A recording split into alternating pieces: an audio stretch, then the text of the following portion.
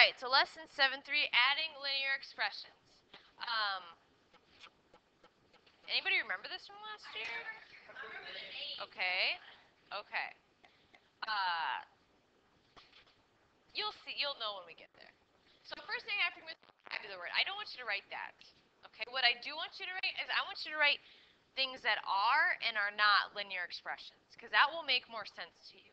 Okay, and I'll explain what linear and not, what linear expressions are and what not linear expressions are when you're done. So I don't want you to write the vocab, I want you to write this bottom part. That'll help you more than the vocab ever will.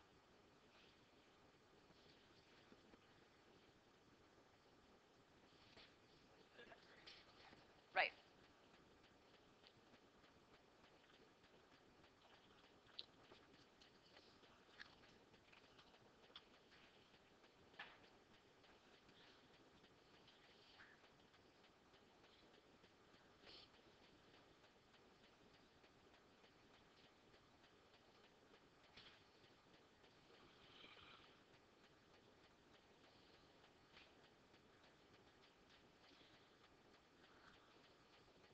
All right, so I want you to look at these two, and I want you to tell me the differences you see up here between the linear and the nonlinear.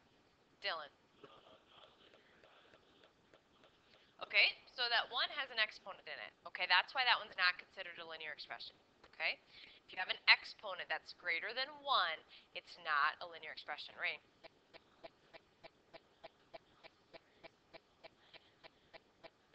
Is what? I'm sorry.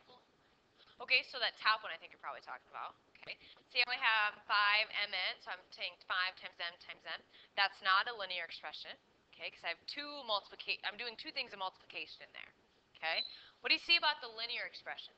What do you notice about them? Carver. Okay, there's always a variable. Very good. There's always a variable, always like the same variable usually. Yep. Okay, so there's always adding something and subtracting something. You're right. But I'm going to add on to that, Maddie. This is considered a linear expression, but it doesn't have adding and subtracting on it.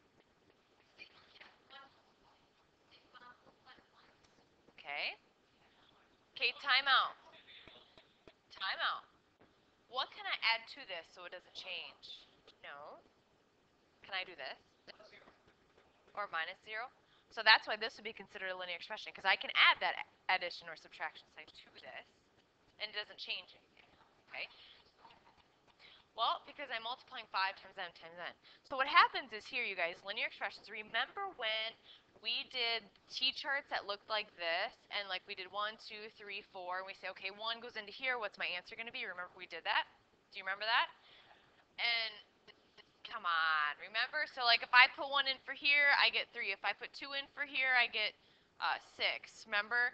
9, 12. Remember that? Okay. Now, why these are linear expressions is because if I would graph this, guess what this would make? Okay, before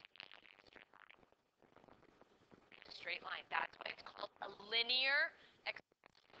Because if I would put something in for these an x, it would be in a straight line. That's why it's called a linear expression. Okay, this would not be in a straight line. It'd be kind of goofy because of that squared. This would not be a straight line. 5 times 9, that'd be all over the place. Okay, so these will create, if I graph them, a straight line. That's why they're a linear expression. Okay, we good there? All right. So what's going to happen today is we're going to take two linear expressions and we're going to add them together. Yeah. Okay. This is easy today. I'm going to show you two ways. You choose which way you like the best. I like the first way the best because I'm going to show you this way for subtraction. And I'm only going to use subtraction for this first way, okay? So today is just adding. Monday will be subtracting, but I'm going to show you two ways. You pick which way you like the best. So my first way is this. Okay, so I'm going to write them so they are on top of each other. Because this is easier for me because, yep, remember when you're young, you put all your numbers in order from top to bottom, and you add them like that. I'm going to do the same thing with this, and I think it's easier this way. Now, when you do that, you have to line up the same numbers, okay? Because it's like simplifying. You can only put together. So then what I do is I put a line here because that basically is showing me that I have two problems I'm going to do here. This is my problem number 1, problem number 2. So my problem number 1 is 4 plus 1. It's 4 plus 1. 5, positive 5, right? Plus 5, because I have to have some kind of sign in there. 3 plus 2, 5x. That's my answer. Okay. So you really do have to watch your negative signs, because you might have some negative signs in here. So you got to remember your cats and dogs a little bit, and we'll do a practice one on that. The second way is this. I'm just going to keep it in the straight line. Okay. And what you do is basically you say, okay, 3 plus 2x, 5x. 4 plus 1 would be positive 5. Same thing, same answer. But honestly, this is the easiest way, because when we start subtracting, this is going to be the easier way. So if you want to stick with one way, I would stick with this way. Okay. Remember this from last year? Yeah. Okay.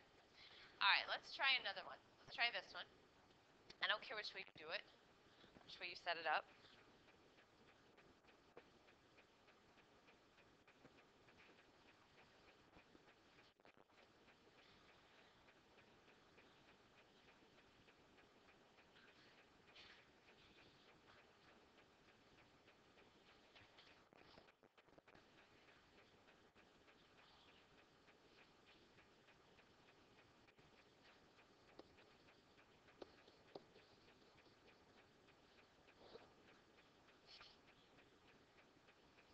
Anybody get an answer?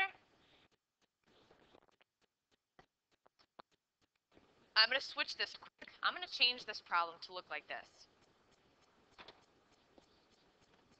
So now what? So 2 plus negative 2 would be, whoa, whoa, whoa, why do I got to keep change? I'm not subtracting, I'm still adding. Okay, so watch, negative 2 or 2 plus negative 2 is 0. Now, just listen, if I have 0 here, I don't even need to put anything here if I don't want. Okay, and then the other thing I need to show you is this. What if I have a problem that looks like this? I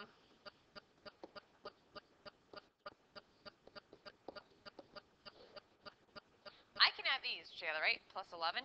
But now, just listen. Just listen. Because you're wrong. Okay, so if I have negative 2 plus 2, it gives me 0, right? Even if it gives me 0, you cannot put x here, because what can I put in front of that? A 1.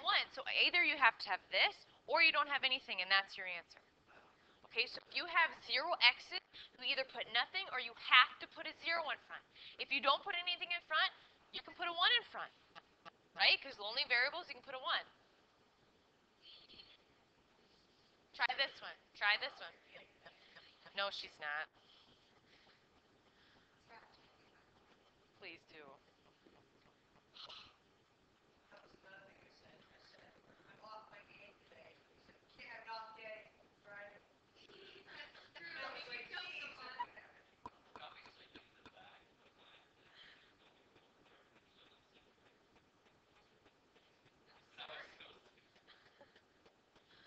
Oh my gosh. Oh, and then I slipped on my.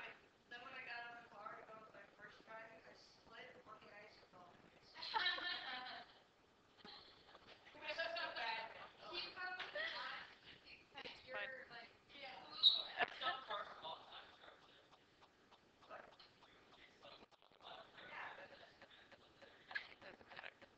All right. Let's look at this one. Anybody got an answer for me? Somebody I have. Maddie, don't do that. Do not do that. No. No. 6x plus 6. Do your answer. Okay, I want you to do one more. One more, and then I'm going to show you a story problem you're going to see in your homework today. Okay? One more, and then we're going to do a story problem. And you have to write the story problem down. To my desk and say, I don't remember doing this, and I'm going to look at you. Probably not that. I'll want to, but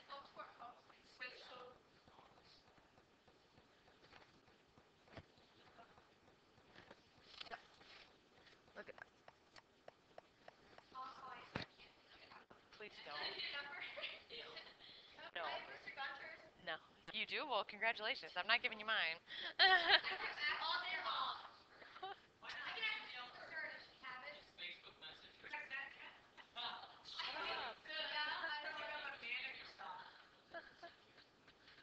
I'm not adding you people. Not adding you people.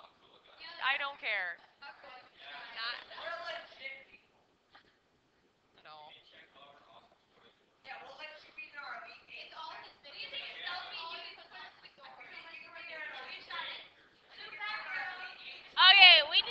back here, yeah, here's gonna wonder what's going on. Okay. Oh my gosh, your bromance. All right, here we go. Okay, so when I have -3 plus 5, it's a +2. Now, be careful, because sometimes you can have a negative down here. You're going to be careful with that. Then this should be 3x plus 2. Okay, now let me show you a story problem you're going to see on your homework today. Okay, what they're going to do, they're going to give you a shape. So I'm going to use a triangle. And then they're going to give you some dimensions of this triangle. They're going to say this side is 3x plus 1. There you're going to say this side is 4x plus 2. And they're going to say this side is 2x minus 3. Okay? And then they're going to say number 1, find the perimeter.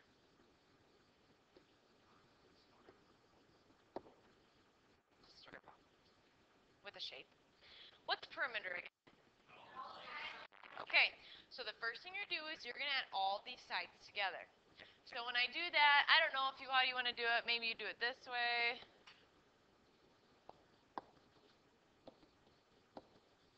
Look something like this. This is actually going to be 0. And this 4, 5, 6, 7, 8, 9, so 9x. Okay? So then they're going to say, so you found the perimeter. You did that. Now what they're going to say, 2. What if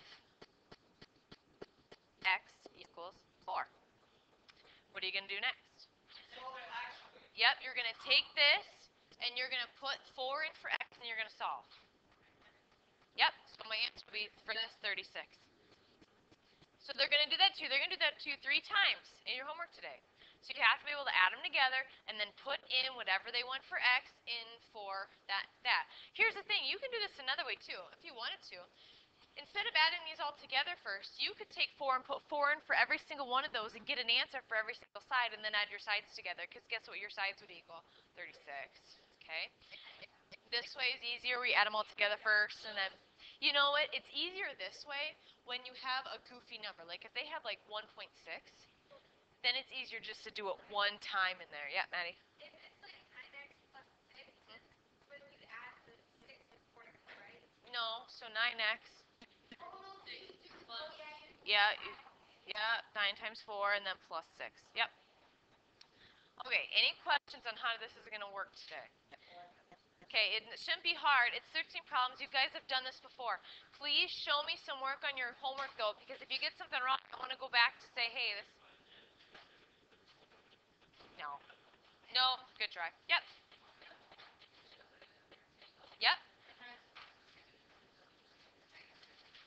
What page is this again? I think it's 307, you guys, by the way, not 302. For number... Right, for like 13, you got to do the top. Yep, you got to know that.